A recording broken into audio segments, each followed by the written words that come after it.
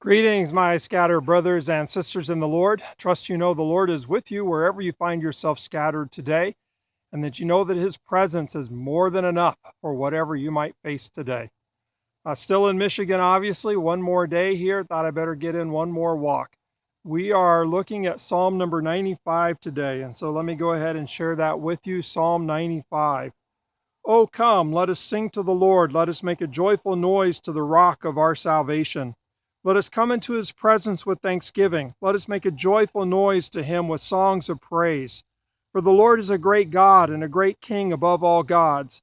In his hand are the depths of the earth. The heights of the mountains are his also. The sea is his, for he made it, and his hands formed the dry land. Oh, come, let us worship and bow down. Let us kneel before the Lord our Maker, for he is our God, and we are the people of his pasture and the sheep of his hand.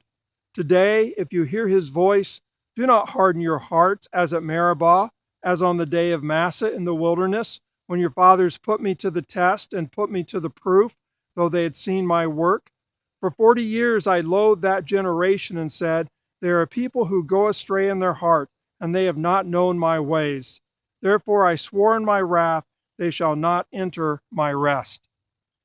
This is a beautiful psalm, but also a very sad ending, a very stern warning. Just reminds us that the Lord is our maker, the Lord is our shepherd, we're the sheep of his pasture, that he is the maker of the heavens and the earth and the fullness therein. It all belongs to him. And he holds it all in his hands, as well as us in our hands, in his hands. And so the warning, don't harden your hearts as you did at Meribah in the wilderness. That generation, 40 years, never entered into God's rest that he had available for them. Why? Because they didn't trust him. Because they refused to trust him, and not realizing that he could actually and would actually take care of them. And so they complained and they grumbled. And 40 years in the wilderness, when you don't trust, you never enter into his rest.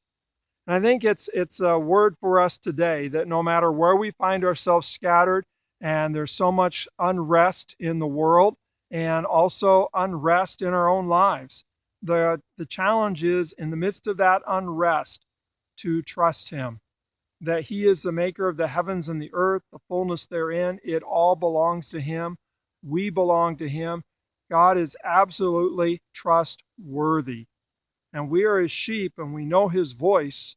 And so instead of hardening our hearts towards his voice, listen to his voice and trust his leadership. Trust him as he leads and guides. And in that way, we will enter his rest, and we will actually discover that we have peace along the way. So again, wherever you find yourself scattered today, as you hear the Lord's voice speaking to you, calling you to trust him, please do. It's the only way to enter into his rest. It's the only way to know his peace. God bless. Trust him. He is fully trustworthy.